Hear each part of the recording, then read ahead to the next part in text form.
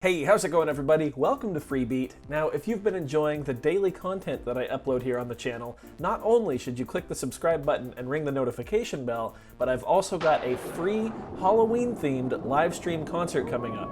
It's on Friday, October 30th at 7 p.m. Pacific Standard Time, right here on the channel. It's going to be a lot of fun. Hope to see everybody there. Today, we've got the Arturia Microfreak, and we're going to be working a little bit with the sequencer. Now I'm actually working on a track for the Halloween show, but I figured I would take this and use it as an opportunity to show you guys how to change the amount of steps in a sequence on the Microfreak. It's actually pretty simple, but I figured it was worth showing you. And then I'll kind of play this little sequence that I've come up with and maybe try to find a melody around it, and you guys can get another little behind-the-scenes peek into into the Halloween show. So I've gone ahead and just gone to a random, just initialized preset, so just completely blank. And what I'm going to do is I'm going to program the sequence first and then mess with kind of shaping the sound into what I want, because I don't really know what it is that I want yet. I just have this little riff in my head, which is and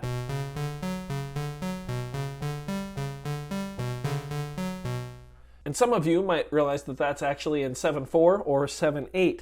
So I'm going to show you guys how to change the time signature of your sequence, or in this case, how many steps are in it. So first of all, let's go ahead. We're going to press Utility. Then we're going to go into Preset on the menu. We're going to scroll down until we get to, whoop, did I pass it? Yep, Sequence Length, or SEQ Length. Click on that. Now you can set it anywhere from 4 all the way to 64. So in this case, what we're going to do is we're going to do 2 measures of 7. So we're going to do 14 for our sequence length. So now we're going to engage the sequencer by holding Shift and pressing the sequencer button, which is also the ARP button. It says sequencer on. I'm going to go ahead and clear anything that was in slot A by holding slot A and then the hold/tap button till it says sequence A erased. So now I'm going to press the record button. And you can see here, it's ready to record my step sequence. I'm going to program it in. We're on step 1 of 14 right now. So I'm going to play my sequence, and each time I play a note, it's going to progress a step forward. If I needed to include any rests, I could use this button over here, but this one is just straight through, so no rests. Here we go.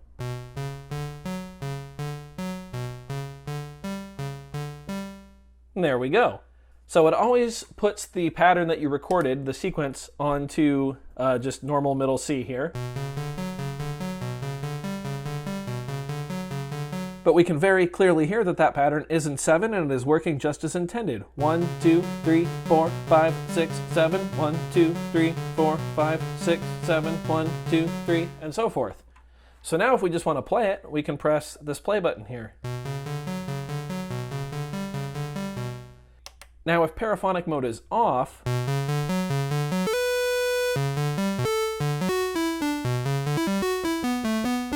and we play another note there, you can hear it just kind of cancels out the sequence.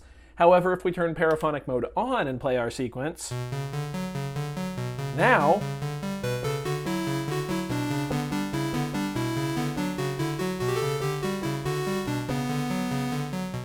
we can actually go ahead and play over it. So it's really, really cool for developing melodies and stuff like that. You can come up with a bass line and then play over the top of it. Obviously, any changes that you make to the sound is going to affect all the sounds, both your sequence and your live playing, because, you know, it's all tied together, but that's okay. So I'm going to go ahead here and play the sequence and try to come up with a melody that I like.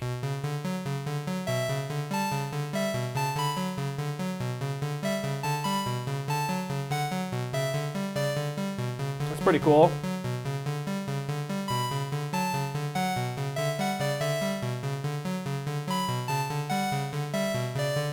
Ooh.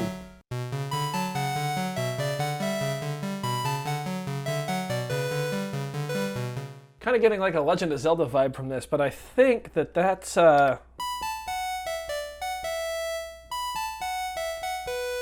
pretty good actually. I like that. What if we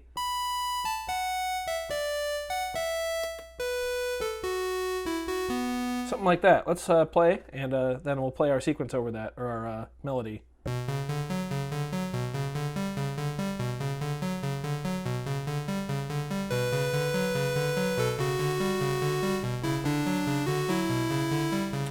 Totally forgot we were in 7. Let's try that again.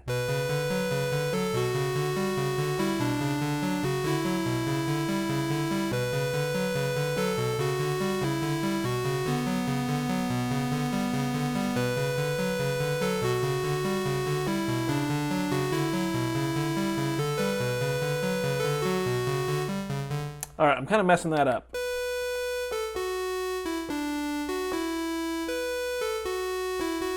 All right, now I've got it. Let's turn the sequencer back on. Let's go. I'm ready.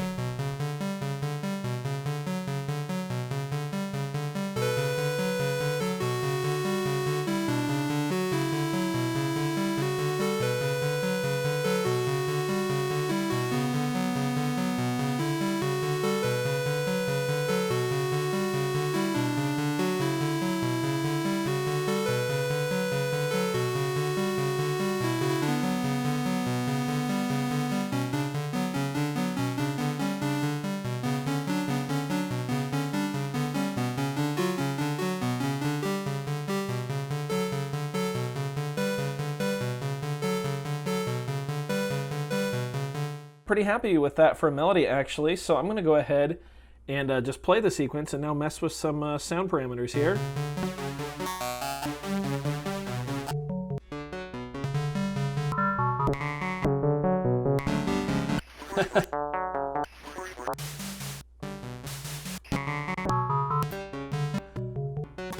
I kind of like Superwave here.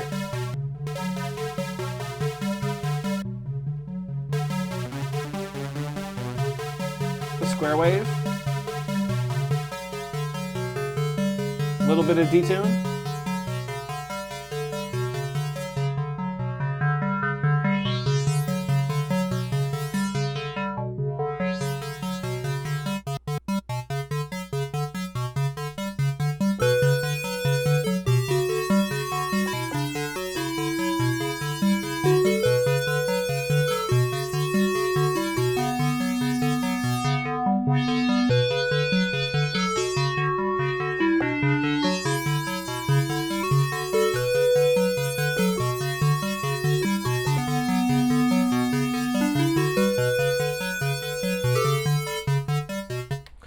All right, that's pretty cool there. I'm actually really digging that. I kind of want some modulation in the keys, even if it's just maybe a little bit of vibrato. So let's go ahead and do that. Of course, for that we will want to assign the key press to the pitch on our mod matrix here. So we'll just give it a little bit here. Now I could assign the LFO to the pitch and then assign the key press or the the aftertouch of the keyboard to affect the LFO speed, but I want to directly tie them to the pitch so we can bend it like that with our finger. I think that's a cool effect. And maybe let's also apply some filter cutoff there with the keyboard press as well.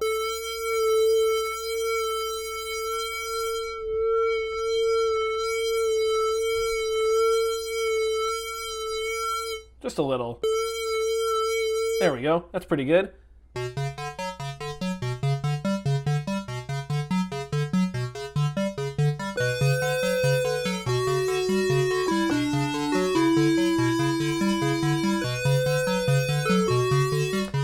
All right, right off the bat, we can tell that that's way too much pitch bend. So we're going to go back to our mod matrix there. Sorry if you guys can hear other people right now. The neighbors upstairs are just being ridiculously loud. So let's set this to 0.2 maybe. A little more. 0.5, how about that? All right, here we go. Let's try it again.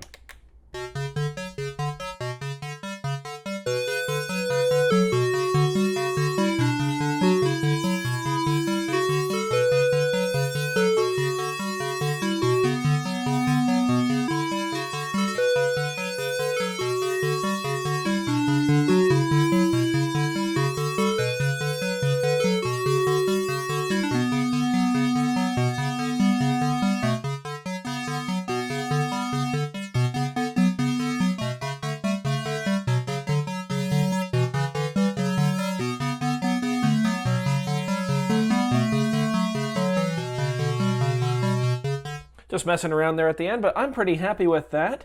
I think that's a really good starting place for the next track on the Halloween concert. I will take this and kind of work on it between here and the OPZ, and then I usually work it into Ableton, And then from there, it kind of goes out to the live rig, and I kind of split all the parts up amongst all the instruments I will be playing in the Halloween show.